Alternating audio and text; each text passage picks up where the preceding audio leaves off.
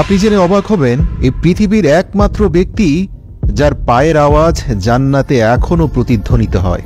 আল্লাহর রাসূল সাল্লাল্লাহু আলাইহি ওয়াসাল্লাম বলেন, হে আমার সাহাবীরা, আমি মেরাজের রাত্রিতে বোরাক দিয়ে যখন জান্নাতের উপর দিয়ে উড়ে যাচ্ছিলাম, তখন তোমাদের মধ্য থেকে নিগৃহীত এক গোলামের পায়ের আওয়াজ শুনতে পেলাম।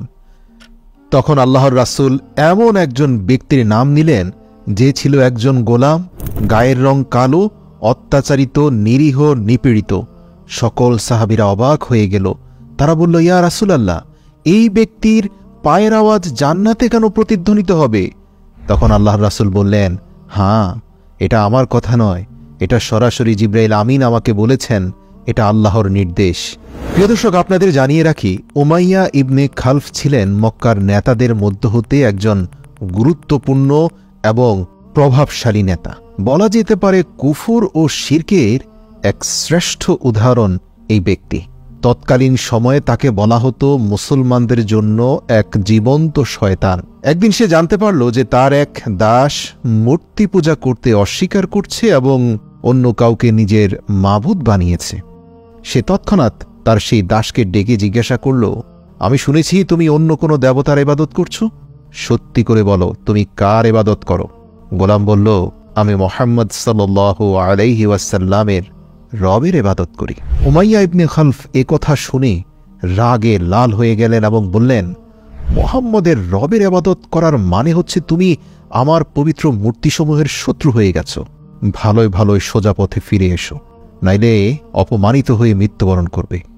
আমি কিছুতেই এটা সহ্য করতে পারি না যে তুমি একজন মূর্তির পূজারীর দাস হয়ে মুহাম্মদের ঈশ্বরের ইবাদত করো। কিন্তু সে দাস কি উত্তর দিলেন জানেন?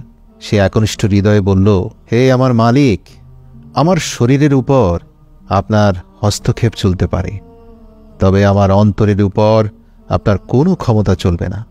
আমি আমার হৃদয় এবং আমি আমার প্রাণ মুহাম্মদ এবং তার আল্লাহর জন্য সঁপে দিয়েছি। কোনোভাবেই মূর্তির সামনে মাথা নত করা আমার পক্ষে সম্ভব নয়। গোলামের এই উত্তর শুনে উমাইয়া বিন খালফ রাগে এবং ক্ষোভে যেন উন্মাদ হয়ে গেল। একজন ক্রীতদাস তার মুখের উপর এত সাহসিকতা প্রদর্শন করল, এই মুহাম্মদের অনুসারীদের মধ্যে সাহস বেড়ে যাচ্ছে। সে কঠোরভাবে বলল, ঠিক আছে, তাহলে এবার তোর ধর্মত্যাগের মজা উপভোগ কর, আমিও দেখব কিভাবে মুহাম্মদ এবং তার ঈশ্বর তোকে রক্ষা করে। এরপর থেকে সে গোলামের উপর শুরু হয় অমানবিক অত্যাচার। মরুভূমির উত্তপ্ত বাড়ির উপর খালি গায়ে তাকে পাথর চাপা দেওয়া হয়েছিল। উমাইয়া তার এই নিগৃহীত ক্রীতদাসকে দুপুরের প্রখর রোদে উত্তপ্ত মাটিতে শুইয়ে তার বুকের উপর একটি ভারী পাথর রেখে অনবরত চাবুক দিয়ে আঘাত করছিল আর বলছিল, মুহাম্মদের ধর্ম থেকে ফিরে আয়। কিন্তু এই কঠোর নিপীড়ন নির্যাতন সত্ত্বেও সেই গোলামের মুখ থেকে একটি শব্দ বের হচ্ছিল, তা হচ্ছে আল্লাহ আহাদ, আল্লাহ এক, আল্লাহ এক। প্রিয় দর্শক, আল্লাহ এক এই বাণীটা কেন কাফেরদের অন্তরে আগুন ধরিয়ে দিত জানেন? এর কারণ প্রত্যেকটি কাফের আসলে আল্লাহকে মানত, কিন্তু তারা দৃঢ়ভাবে বিশ্বাস করত যে আল্লাহর সাথে আরও অনেক শরীক আছে। তাদের মূর্তিদেরকেও আল্লাহর সমকক্ষ মনে করত। তাই আহাদ আহাদ এটাই ছিল তৎকালীন ইমানদারদের সবচেয়ে বড় তাকবীর। যাই হোক, সেই গোলামের মুখ থেকে আল্লাহ আহাদ, আল্লাহ এক এবং অদ্বিতীয় এই কথা শুনে ক্ষিপ্ত হয়ে অত্যাচারের মাত্রা আরও বাড়িয়ে দিল। একবার তো উমাইয়া তার অত্যাচারের মাত্রা ছাড়িয়ে গেল। সে তার ক্রীতদাসকে পুরো একদিন সারা দিন সারা রাত ক্ষুধার্ত ও তৃষ্ণার্ত রেখে উত্তপ্ত বালির উপর শুইয়ে তার উপর কষ্টের স্টিম রোলার চালিয়ে দিল। কিন্তু তার এত অত্যাচার সত্ত্বেও সে তার দাসকে ৭০ দিন থেকে বিরত রাখতে পারেনি। অবশেষে ক্লান্ত হয়ে উমাইয়া মক্কার কিছু বদমাশ ছেলেপেলেদেরকে ডেকে আনল এবং তাদেরকে বলল, এই ক্রীতদাসকে এতটা যন্ত্রণা এবং কষ্ট দাও যাতে সে মুহাম্মদ এবং তার রবের নাম নিতেও ভুলে যায়। এই বদমাশ ছেলেরা উমাইয়ার সন্তুষ্টি লাভ করার জন্য সে অসহায় ক্রীতদাসকে অত্যন্ত বাজেভাবে মারধর করতে লাগল। তারা সেই গোলামের শরীর থেকে সমস্ত কাপড় খুলে নিল, শরীরে লোহার চাদর দিয়ে ঢেকে প্রখর রোদে দাঁড় করিয়ে রাখত। কিন্তু সে গোলামের মুখ থেকে আহাদ আহাদ ছাড়া আর কিছুই বের হতো না। আল্লাহু আকবার! চিন্তা করুন, আজ ইসলামের লেবাসধারীরা সব জায়গায় সম্মানিত হয়, উন্নত মানের খাবার এবং আহার পায়, ওয়াজ মাহফিলে মোটা অঙ্কের অর্থ পায়, আর সে সময় শুধুমাত্র এক এবং অদ্বিতীয় খোদার অনুসরণ করার অপরাধে পাথর চাপা দিয়ে মরুভূমিতে চাবুকের আঘাত করা হতো। ইসলামের জন্য এই অবর্ণনীয় জুলুম এবং নির্যাতন সহ্য করা এই সাহাবী আর কেউ নয়, হযরত বিলাল হাবশী রাদিয়াল্লাহু তাআলা আনহু। আল্লাহ রাসূল বলেন, আমি জান্নাতের উপর দিয়ে উড়ে যাওয়ার সময় যে পায়ের আওয়াজ শুনতে পেলাম, আমি জিবরাইলকে জিজ্ঞেস করলাম, এই মহান ব্যক্তিকে যার পায়ের আওয়াজ পুরো জান্নাতময় ভেসে বেড়াচ্ছে। তখন জিবরাইল বলল, ইয়া রাসূলুল্লাহ, এ হচ্ছে আপনার সাহাবী হযরত বিলালের পায়ের আওয়াজ। ইসলামের জন্য তার ত্যাগ আল্লাহ এত পছন্দ করেছেন যে কিয়ামত পর্যন্ত জান্নাতের প্রতিটি কোণায় বিলালের পায়ের আওয়াজ প্রতিধ্বনিত হবে। আল্লাহু আকবার। এভাবে জুলুম, নির্যাতন আর অত্যাচার চলছিল বিলালের উপর। এমনই একদিন হযরত আবু বকর সিদ্দিক রাদিয়াল্লাহু তাআলা আনহু সেই পথ দিয়ে যাচ্ছিলেন। হযরত আবু বকর সিদ্দিক রাদিয়াল্লাহু তাআলা আনহু উমাইয়াকে ডেকে বললেন, হে উমাইয়া, এই অসহায় ও মজলুম ব্যক্তির উপর এত অত্যাচার কেন করছো ভাই? বুঝলাম সে তোমার গোলাম, তাই বলে এত অমানবিক হওয়াকে তোমার মানায়? সে যেহেতু এক এবং অদ্বিতীয় আল্লাহর ইবাদত করে, তুমি তার উপর একটু ইহসান করলে এই অনুগ্রহ প্রদর্শনের জন্য পরকালে তুমি আল্লাহর কাছে অনেক যাজা খায়ের পাবে। এ কথা শুনে উমাইয়া অত্যন্ত ঔদ্ধত্যের সাথে বলল, আমি তোমার এইসব কাল্পনিক আখিরাতের ধারণায় বিশ্বাস করি না। আমার মনে যা আসে আমি তাই করব। হযরত আবু বকর সিদ্দিক রাদিয়াল্লাহু তাআলা আনহু এই উত্তর শুনে খুবই ব্যথিত হলেন। কিন্তু তারপরও হযরত আবু বকর সিদ্দিক রাদিয়াল্লাহু তাআলা আনহু তাকে বুঝিয়ে বলতে লাগলেন, ভাই, এই অসহায়টি মানুষের উপর আর অমানবিক জুলুম নির্যাতন করো না।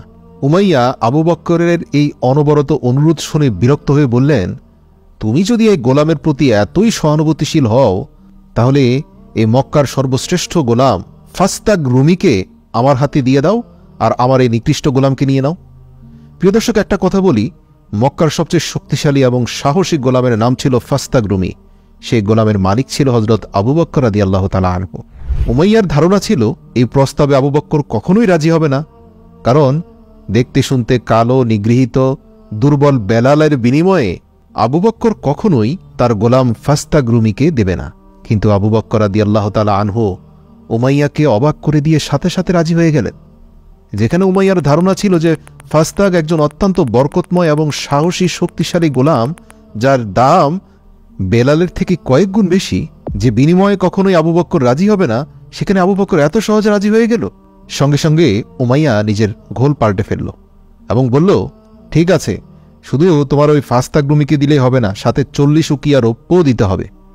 হযরত আবু বকর সিদ্দিক রাদিয়াল্লাহু তাআলা আনহু বললেন, হ্যাঁ দেব, তবে শর্ত হচ্ছে এই মুহূর্ত থেকে আর একটি আঘাতও তুমি বেলালের গায়ে করতে পারবে না। উমাইয়া রাজি হয়ে গেল। সে মক্কার সবচেয়ে সাহসী এবং শক্তিশালী গোলামকে পেয়ে গেল, সাথে 40 উকিয়া রৌপ্যও পেল। হযরত বেলাল রাদিয়াল্লাহু তাআলা আনহুকে খরিদ করে আবু বকর রাদিয়াল্লাহু তাআলা আনহু সাথে সাথে রাসূল সাল্লাল্লাহু আলাইহি সাল্লামের দরবারে হাজির হয়ে গেলেন। রাসূলুল্লাহ সাল্লাল্লাহু আলাইহি সাল্লাম বেলালের এই কথা শুনে অত্যন্ত খুশি হয়ে বললেন, হে আবু বকর, দয়া করে এই নেক কাজে আমাকেও শরীক করো। সিদ্দিকে আকবর রাদিয়াল্লাহু তাআলা আনহু বললেন, হে আল্লাহর রাসূল, আমি ইতিমধ্যে তাকে আল্লাহর রাস্তায় আজাদ করে দিয়েছি। এই কথা শুনে আল্লাহর রাসূলের চোখে পানি এসে গেল। সিদ্দিকে আকবর রাদিয়াল্লাহু তাআলা আনহুর জন্য রহমতের দোয়া করলেন। হাদিসে আছে, পৃথিবীর সকল নবী রাসূলের পরে এই পৃথিবীর যত সাধারণ মানুষ রয়েছে, তাদের সবার আমলকে এক পাল্লায় রেখে আবু বকরের আমল এক পাল্লায় রাখলেও আবু বকরের আমল তাদের থেকেও শ্রেষ্ঠ হবে। হযরত বিলাল রাদিয়াল্লাহু তাআলা আনহু তার জীবনে 28টি বছর গোলাম হিসাবে কাটিয়েছেন।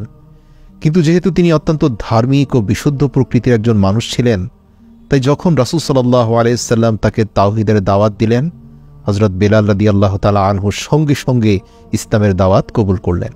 আর এভাবেই তিনি সাবিকুন ওয়াল আউয়ালুনদের পবিত্র দলে যুক্ত হলেন। মুক্তি পাওয়ার পর হযরত বেলাল রাদিয়াল্লাহু তাআলা আনহু সর্বদা মহানবী সাল্লাল্লাহু আলাইহি ওয়াসাল্লামের খেদমতে উপস্থিত থাকতেন এবং মনে প্রাণে রাসূল সাল্লাল্লাহু আলাইহি ওয়াসাল্লামকে এতটাই ভালোবাসতেন যে আল্লাহর রাসূলের একটা নির্দেশে প্রাণ দেওয়ার জন্য উদ্গ্রীব হয়ে থাকত বেলাল। হযরত বেলাল রাদিয়াল্লাহু তাআলা আনহু বদর যুদ্ধ থেকে শুরু করে তাবুকের যুদ্ধ পর্যন্ত সকল যুদ্ধে অংশগ্রহণ করেছিলেন। কিন্তু ইসলামের জন্য হযরত বেলালের সর্বশ্রেষ্ঠ খেদমত এবং তার নিজের জন্য সর্বশ্রেষ্ঠ মর্যাদার বিষয় ছিল এটাই যে তিনি ছিলেন ইসলামের প্রথম মুয়াজ্জিন। হিজরতের পর যখন মদিনায় মসজিদে নববী নির্মিত হয়, তখন রাসূল সাল্লাল্লাহু আলাইহি সাল্লাম আজান দেওয়ার দায়িত্ব হযরত বেলাল রাদিয়াল্লাহু তাআলা আনহুর উপর অর্পণ করেন। হযরত বেলাল রাদিয়াল্লাহু তাআলা আনহুর কণ্ঠস্বর ছিল অত্যন্ত হৃদয়গ্রাহী এবং তার আজানের মধ্যে এমন প্রভাব ছিল যে তার আজানের আওয়াজ শুনে লোকেরা সব কিছু ছেড়ে মসজিদের দিকে ছুটে যেত। মক্কা বিজয়ের পর যখন কাবা থেকে সকল মূর্তিকে ভেঙে অপসারণ করা হয়, তখন রাসূল সাল্লাল্লাহু আলাইহি ওয়াসাল্লাম হযরত বিলাল রাদিয়াল্লাহু তাআলা আনহুকে বলেন, হে বিলাল, তুমি কাবা ঘরের ছাদে দাঁড়িয়ে আজান দাও এবং এই বরকতময় ধারা ততদিন পর্যন্ত একই ভালোবাসা ও ভক্তি সহকারে অব্যাহত ছিল যতদিন হুজুর সাল্লাল্লাহু আলাইহি ওয়াসাল্লাম জীবিত ছিলেন। কিন্তু 11 হিজরিতে যখন নবী করিম সাল্লাল্লাহু আলাইহি ওয়াসাল্লাম ইন্তেকাল করেন, তখন এই আশিকে রাসূলের উপর যেন দুঃখের পাহাড় ভেঙে পড়ল। অন্যান্য সাহাবী আল্লাহর রাসূলের ইন্তেকালকে যতটা সহজে মেনে নিতে পারল, বেলালের জন্য সেটা অত্যন্ত কঠিন হয়ে পড়েছিল। হযরত বেলাল রাদিয়াল্লাহু তাআলা আনহুকে সর্বদা প্রিয় নবী সাল্লাল্লাহু আলাইহি ওয়াসাল্লামের স্মৃতি পীড়া দিতে লাগল। হযরত বেলাল রাদিয়াল্লাহু তাআলা আনহু নবী করিম সাল্লাল্লাহু আলাইহি ওয়াসাল্লামের থেকে শুনেছিলেন যে একজন মুমিনের জন্য সর্বোত্তম আমল হলো জিহাদ ফিস সাবিলিল্লাহ। তাই হযরত বেলাল রাদিয়াল্লাহু তাআলা আনহু প্রথম খলিফা হযরত আবু বকর সিদ্দিক রাদিয়াল্লাহু তাআলা আনহু এর খেদমতে হাজির হয়ে তার কাছে জিহাদে যাওয়ার অনুমতি চাইলেন। কিন্তু হযরত আবু বকর সিদ্দিক রাদিয়াল্লাহু তাআলা আনহু তাকে আল্লাহ তাআলার দোহাই দিয়ে বললেন, তুমি আমাকে এই বৃদ্ধ বয়সে একা রেখে যেও না। তাই হযরত বেলাল রাদিয়াল্লাহু তাআলা আনহু হযরত আবু বকর সিদ্দিক রাদিয়াল্লাহু তাআলা আনহুর এই কথা মেনে নিলেন, তবে শর্ত দিলেন, আল্লাহর রাসূলের ইন্তেকালের পর আমি আর কখনোই আজান দিতে পারবো না। হযরত আবু বকর সিদ্দিক রাদিয়াল্লাহু তাআলা আনহু তার এই বক্তব্য মেনে নিলেন।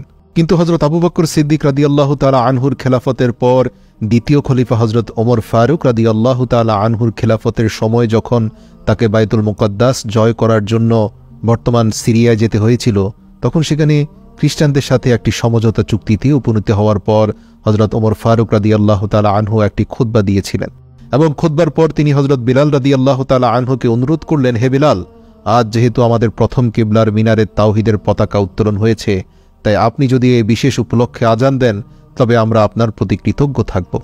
হযরত বিলাল রাদিয়াল্লাহু তাআলা আনহু যখন আজান দিতে লাগলেন, তখন সাহাবায়ে কেরামের অন্তরে নবীজির স্মৃতি তাজা হয়ে গেল এবং তাদের গায়ের রক্ত দ্রুত গতিতে প্রবাহিত হতে লাগল। সিরিয়ার অনুষ্ঠানের পর হযরত বিলাল রাদিয়াল্লাহু তাআলা আনহু শামের নিকটবর্তী একটি গ্রামে বসবাস করতে শুরু করেন, কারণ মদিনায় বসবাস করলে এই শহর হযরত বিলাল রাদিয়াল্লাহু তাআলা আনহুকে সর্বদা নবী করিম সাল্লাল্লাহু আলাইহি ওয়াসাল্লামের কথা মনে করিয়ে দিত। কিন্তু একদিন হযরত বিলাল রাদিয়াল্লাহু তাআলা আনহুর স্বপ্নে রাসূল সাল্লাল্লাহু আলাইহি ওয়াসাল্লামকে দেখতে পেলেন। স্বপ্নে তিনি দেখতে পান আল্লাহর রাসূল বলছেন, হে বেলাল, তোমার কি এখনো আমার সাথে একটু দেখা করার সময় হয় না? এই স্বপ্ন দেখে কাঁদতে কাঁদতে সেই সিরিয়া থেকে মদিনায় চলে আসলেন হযরত বিলাল রাদিয়াল্লাহু তাআলা আনহু। সেখানে এসে নবীজির রওজার পাশে আল্লাহর দরবারে মুনাজাত তুলে এত কান্নাকাটি করলেন যে উপস্থিত সবার চোখ দিয়ে পানি বের হয়ে গেল। অতঃপর জড়িয়ে ধরলেন আল্লাহর রাসূলের দুই নাতি হাসান এবং হুসাইনকে।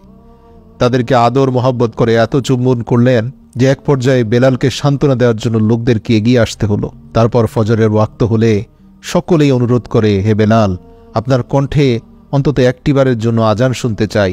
এই মদিনার প্রতিটি অলিগলি হাহাকার করছে আপনার সেই কণ্ঠের জন্য। সাহাবীদের অন্তরে শান্তি দেওয়ার জন্য কাঁদতে কাঁদতে সেই আজানের সুর আবার প্রতিধ্বনিত হলো বেলালের কণ্ঠে। সকল সাহাবীদের স্মৃতি আবার তাজা হয়ে গেল।